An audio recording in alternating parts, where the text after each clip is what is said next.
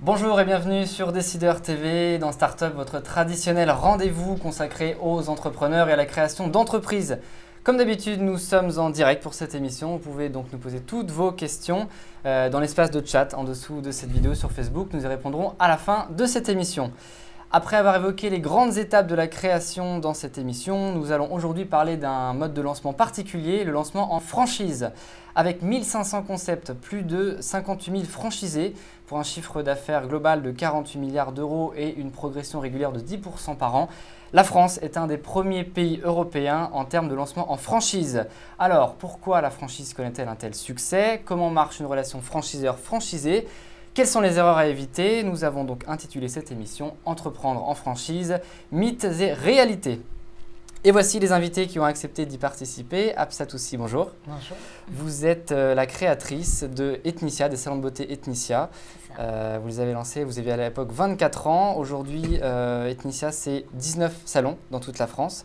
Et vous êtes en train de développer votre marque sous une forme un peu originale, puisque vous avez fait un concours national pour recruter chacune de vos franchisés, un peu à la manière à la recherche de la nouvelle star. C'est ça. Est-ce que vous pouvez nous dire un mot sur ce concours? En fait, c'est un concours qu'on a appelé donc 100 femmes ont décidé de changer leur vie. Un programme qui permettait à des... Moi, quand j'ai démarré, je n'avais pas énormément de moyens financiers, pour dire quasiment pas du tout. Et je me suis dit que je voulais que ma marque soit portée par des gens qui avaient une valeur, une fidélité à la marque, une envie de la faire grandir. Et donc, j'ai lancé un concours qui permettait à des femmes qui n'avaient pas forcément les moyens financiers ou la formation de me rejoindre dans cette aventure. Elles ont été formées pendant près d'1 an à travailler sur leur étude de marché, business plan, etc., pour pouvoir se lancer à leur tour en franchise solidaire, puisqu'on a collecté pour ce projet près de 15 millions d'euros d'aide solidaire, de partenaires qui nous ont aidés en offrant les assurances, les stocks et des choses comme cela. Donc voilà. Très bien. À vos côtés, Gilbert Mélinger, bonjour. Bonjour. Vous êtes le président d'EPAC International. Alors EPAC International, c'est un cabinet de conseil en développement et management de réseaux de franchise. Vous avez travaillé 25 ans dans la direction et l'animation de réseaux en France et à l'étranger. Et vous êtes également membre du collège des experts de la Fédération française de la franchise. Et je rappelle votre livre, La franchise, publié novembre dernier. Exactement. Voilà. On va commencer par vous d'ailleurs, Gilbert. Première question pour bien comprendre. C'est quoi la franchise? Comment ça marche? La franchise, c'est une rencontre extraordinaire entre quelqu'un qui a inventé quelque chose, qui l'a testé, qui a démontré que ça fonctionne, c'est ce que Absatou a fait, et qui dit à d'autres, viens donc me rejoindre, et en très peu de temps, ce que moi j'ai mis des années à lancer, à inventer et à faire réussir, je te transmets le savoir-faire, et toi aussi, tu vas réussir, je partage mon succès avec toi. Donc d'un côté un sachant, de l'autre côté quelqu'un qui a envie d'apprendre, qui a envie d'être entrepreneur, ce sont des entrepreneurs qui investissent leur argent, qui risquent leur argent et qui ont envie de réussir et qui, grâce à la franchise, au lieu de se lancer seuls, réduisent leur risque au départ. Si on parle des inconvénients, des avantages, un des avantages majeurs justement, c'est le risque moindre en franchise. Qui est extrêmement réduit en franchise, tout simplement parce qu'on va dupliquer ce que quelqu'un dont quelqu'un a démontré que ça fonctionne. Donc, sous réserve que je fais exactement ce qu'on m'a dit de faire, je vais réussir également. Et cette chaîne de causalité se démontre pratiquement, parce que se démontre extrêmement fréquemment. Mais c'est vrai que ça ne se démontre pas toujours. Et notamment lorsqu'on a affaire à des franchiseurs qui sont des faux franchiseurs, c'est-à-dire des gens qui n'ont pas conscience qu'ils vont rentrer dans un nouveau métier, même s'ils sont sincères, même si leur concept qu'ils ont inventé fonctionne, ils sont en train d'apprendre un vrai nouveau métier. Donc diriger un point de vente est une chose, diriger un réseau, créer un réseau de 10, 15, 100 points de vente en est un autre. Et c'est rentrer dans ce métier qui est très compliqué, c'est un métier difficile, qu'il faut apprendre et il ne faut surtout pas se lancer à l'aventure comme ça. On va en parler tout au long de cette émission. La première question qui convient de se poser au tout début, c'est est-ce que je suis fait ou non pour la franchise? D'ailleurs, autant pour le franchisé que pour le franchiseur. Absatou, vous, pourquoi est-ce que vous avez décidé ce mode de développement? Parce que je sais ce que c'est que de monter une entreprise, je sais les difficultés à travers lesquelles je suis passée et qu'à un moment, moi, je me suis posé la question du développement. Je n'avais pas envie de faire rentrer de fonds d'investissement ou autre, mais je préférais m'associer à d'autres entrepreneurs comme moi pour me développer. Et je pense que c'est un partage aussi d'expérience parce que ces gens, si on les choisit bien, vont nous apporter aussi des choses, vont nous faire grandir et vont nous mettre face à des réalités dont on n'avait peut-être pas conscience et nous permettre de nous améliorer en permanence. permanence. Donc moi, j'ai choisi la franchise parce que je n'avais pas envie de faire cette aventure toute seule. Je voulais la partager. D'accord. C'est un conseil que vous donnez aux franchiseurs, bien réfléchir à leur concept avant et après le partager? C'est plus que ça, c'est vérifier, démontrer, alors idéalement avec un deuxième, un troisième point de vente en propre, que ce qu'on a fait comme erreur dans le premier, on ne les reproduira plus dans les deuxième, troisième. On fait toujours des erreurs dans le premier. Et ensuite, il faut apprendre le métier, avoir des outils, un système de reporting, il faut un manuel opérationnel, donc écrire son savoir-faire pour pouvoir le transmettre. Parce qu'il y a d'un côté la franchise, c'est admirable ce que j'entends, mais c'est aussi un franchiseur qui a l'idée, qui a montré que ça marche, qui n'a pas les sous, et un franchisé qui n'a pas d'idée, qui a les sous. Donc les deux se mettent ensemble et ils vont dans ensemble dans la même direction. Et c'est ça qui est extraordinaire quand le franchiseur réussit à créer cette dynamique, et ça va à ce moment-là très vite. Hein. On a de magnifiques réussites en France. Vous rappeliez tout à l'heure la dimension de la franchise en France. C'est un secteur dynamique, puissant, parce qu'il y a beaucoup d'entrepreneurs qui ont fait ce qu'il fallait pour réussir. Si on parle maintenant du franchisé, Absatou, quelles sont les qualités que vous avez prises en compte lors de la sélection de vos franchisés potentiels? La première qualité, c'est l'envie de changer sa vie. Ça veut dire que quand on a envie de changer sa vie, on y met des moyens.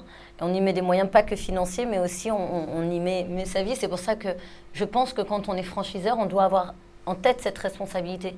C'est des gens qui vont mettre tout ce qu'ils ont parce qu'ils croient dans votre idée et qu'ils espèrent beaucoup de votre idée. Donc, je dirais que détermination, vraiment. La détermination. Après, il faut effectivement que les gens soient de bons gérants, une bonne gestion, parce qu'avoir un beau concept, c'est une chose. Ça, si maintenant ils n'analysent pas leurs chiffres et leur progression, c'est aussi c'est problématique aussi. Qu'ils soient commerçants dans l'âme et qu'ils aient bien compris votre concept pour pouvoir le dupliquer de manière homogène, parce que c'est ça aussi un réseau de franchise. C'est des gens qui respectent aussi une marque, un concept qui a été créé, qui le développe avec ses valeurs. Est-ce qu'un franchisé, c'est un entrepreneur, finalement? Évidemment. Ouais. Oui, c'est un vrai entrepreneur qui a une différence par rapport à celui qui se lance tout seul, comme Absatou quand elle a démarré. C'est un entrepreneur qui a un petit peu plus peur que l'autre. Parce qu'ils ont tous la trouille. Enfin, elle l'a été, on a tous eu peur, on a peut-être encore toujours peur, mais le franchisé a un petit peu plus peur, il n'a pas d'idée. Et il dit, mais je veux me lancer, je veux créer du patrimoine, je veux créer mon job, je veux créer d'autres jobs, et des franchisés qui créent 5, 10, 50 emplois. Donc c'est un vrai levier de création d'emplois, de création de valeur pour l'ensemble de la société. C'est un vrai entrepreneur, mais qui lui va avancer plus vite parce qu'il a la chance d'avoir un franchiseur qui lui explique comment il faut faire. Très concrètement, maintenant, on va passer à la phase active. Comment ça se passe, le montage d'une franchise? Comment est-ce qu'on choisit son franchiseur? Et qu'est-ce qu'il faut bien regarder avant de se lancer dans la franchise, pour le franchisé, pour le coup? Pour le franchisé, c'est très compliqué parce qu'il ne sait pas. Il va marcher au coup de cœur. Et s'il marche au coup de cœur, il va se casser la figure parce qu'il va choisir le mauvais franchiseur, celui qui ne lui convient pas. Il faut d'abord aussi qu'il se pose une première question. Est-ce que je suis capable de travailler en appliquant des règles que je n'ai pas écrites? Puisque le franchisé, par définition, fonctionne en appliquant des règles définies et fixées par le franchiseur. Et donc, tout ça, c'est facile, c'est des mots, mais comment le franchisé va savoir que c'est un bon franchiseur? Deux cas de figure, le réseau qui existe depuis longtemps, on se dit, la pérennité, le temps me fait penser que c'est plutôt un bon franchiseur avec une organisation. Dans le cas d'Absatou, c'est encore un franchiseur qui démarre. Comment je vais savoir que c'est un bon franchiseur?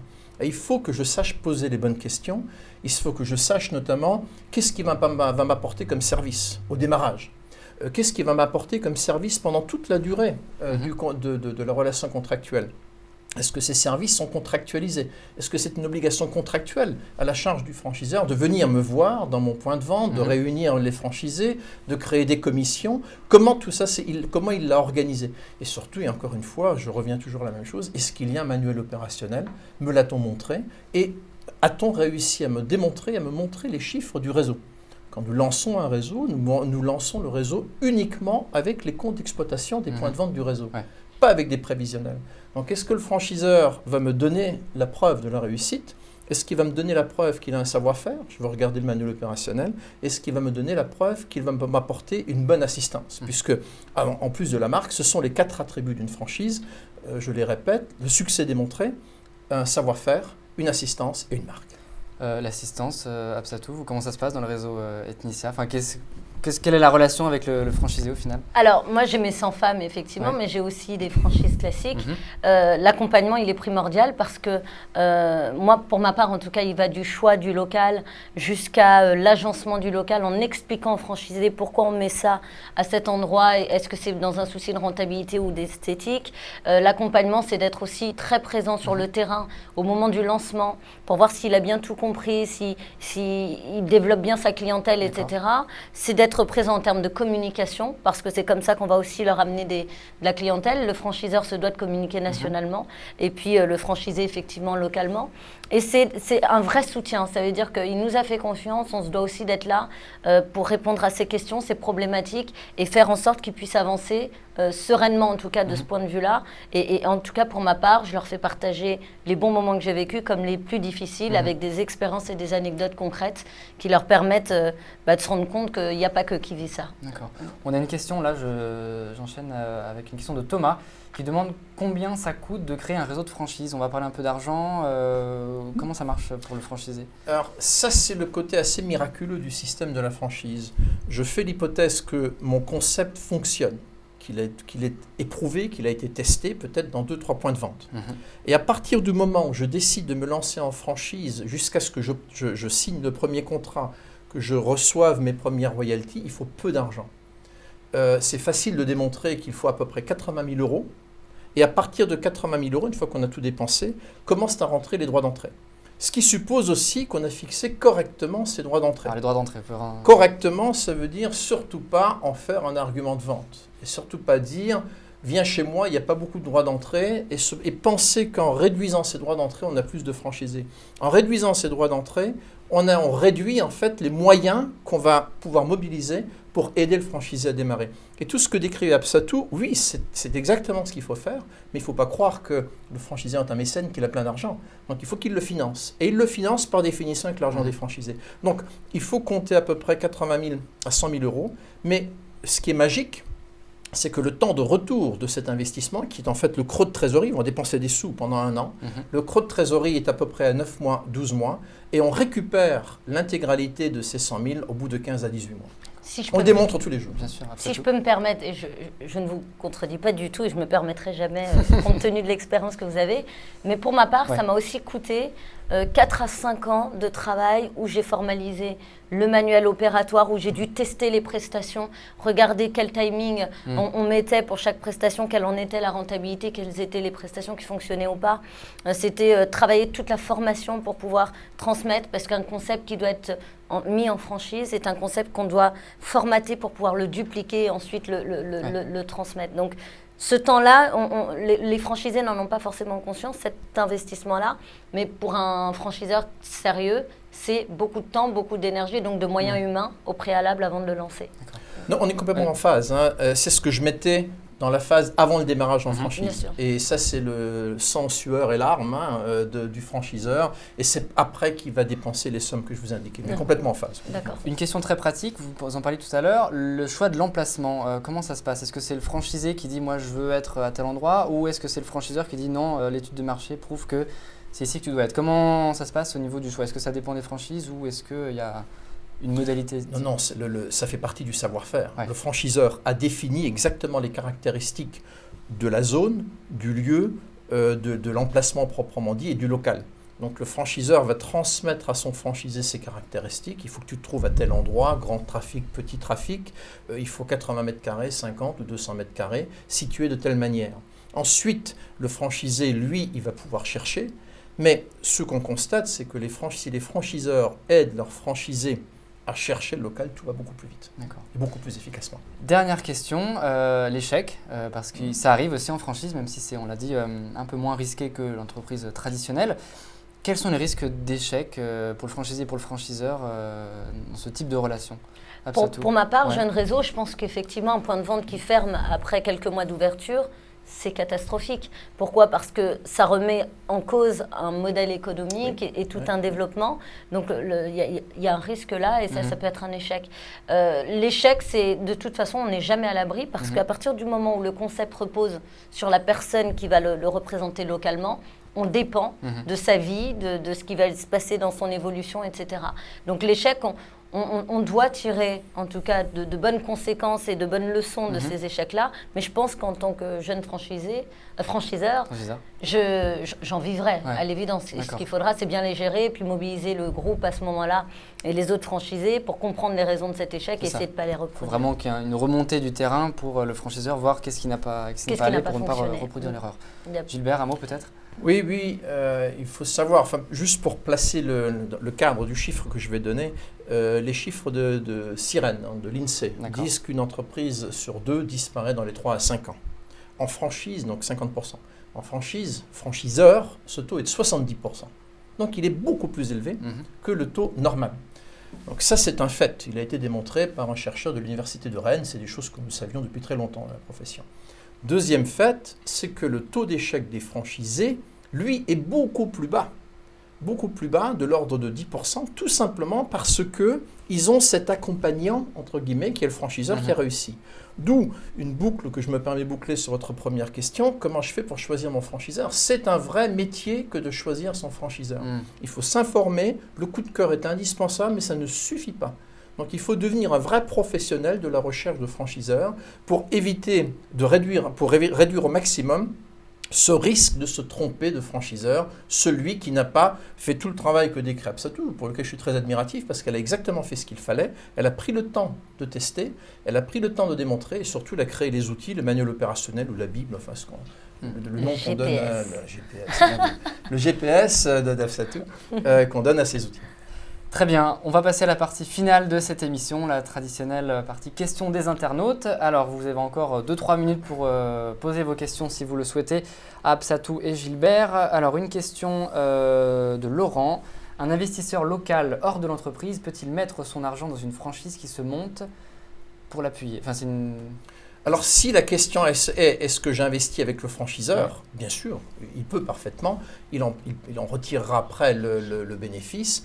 Et c'est comme s'il investissait dans n'importe quelle entreprise. Je crois que vous avez des investisseurs dans votre capital. J'arrive à voir, très bien. Du côté du franchisé, c'est beaucoup plus rare parce qu'il y a très peu de franchises qui sont des franchises faites pour les investisseurs, c'est-à-dire des gens qui ne sont pas opérationnels. Donc on a beaucoup moins d'investisseurs du côté franchisé. En revanche, oui, on en a de plus en plus du côté franchiseur parce que maintenant des fonds de placement, des fonds à risque, parfois des fonds de développement, s'intéressent de plus en plus à ce type de développement. Et alors pour le coup, rentrent plutôt dans des franchises qui ont déjà une centaine de points de vente. L'investisseur individuel va peut-être intéresser de rentrer dans la franchise qui démarre. Et il peut faire un joli coup à ce moment-là. Question de Bob, pourquoi un déploiement en franchise plutôt qu'en succursale ? Alors il demande en succursale ou un déploiement mixte. Comment ça se passe la stratégie de ce point de vue-là ? Alors déjà en mixte, je pense que c'est indispensable puisqu'il faut avoir des points de vente pour savoir comment ça fonctionne pour pouvoir enseigner le métier à qui que ce soit. Ensuite, moi je dirais pourquoi la franchise. Moi j'ai noté une différence claire, c'est que lorsque j'ai des points de vente franchisés, et lorsque j'ai des points de vente succursales, les points de vente franchisés en général sont beaucoup plus dynamiques. Pourquoi ? Parce qu'ils sont portés par des entrepreneurs qui ont investi de l'argent et du temps, alors que la succursale est portée parfois par des salariés qui sont moins impliqués financièrement. Donc c'est un choix. Il y a des concepts qu'on peut développer très facilement en point de vente, succursale, parce qu'ils nécessitent peut-être moins de capitaux, moins d'investissements, etc. Et d'autres qui sont nécessaires comme les miens pour le coup à Ethnicia, qui sont des gros concepts qui nécessitent plus de capitaux et de là d'avoir des personnes qui croient en le concept, qui investissent aussi dans le développement. Très bien. Question d'Anne. En optant pour les franchises, excusez-moi, la question est tombée. En optant pour les franchises, une marque ne risque-t-elle pas de perdre un peu le contrôle ? Non, absolument pas. Encore une fois, je reviens du côté du bon franchiseur. Non, il garde complètement le contrôle, c'est lui le pilote. Mais il faut qu'il apprenne son métier. Et c'est un des vieux fantasmes qu'on rencontre dans les grandes multinationales, qu'on conseille également, c'est les gens du CAC 40. Je vais perdre mon identité, ma marque. Non. Le franchisé a beaucoup plus intérêt, beaucoup plus sensible à la qualité de la marque, à la limite que le salarié. Le salarié touche son salaire, même s'il est motivé, c'est tout, ça reste là. Le franchisé, lui, il sait parfaitement que s'il porte atteinte à la marque d'une façon ou d'une autre, il se porte atteinte à lui-même. Donc la franchise n'est jamais un risque de détériorer la marque de quelque façon que ce soit, je répète, sous réserve que ça soit fait par un bon franchiseur. Très bien. On va prendre 3 dernières questions, on va essayer d'être assez rapide avant la fin de cette émission. Question de Yacine, est-ce que le modèle franchise est toujours d'actualité ou s'agit-il d'un concept en déclin? Alors, c'est... Ah, pardon.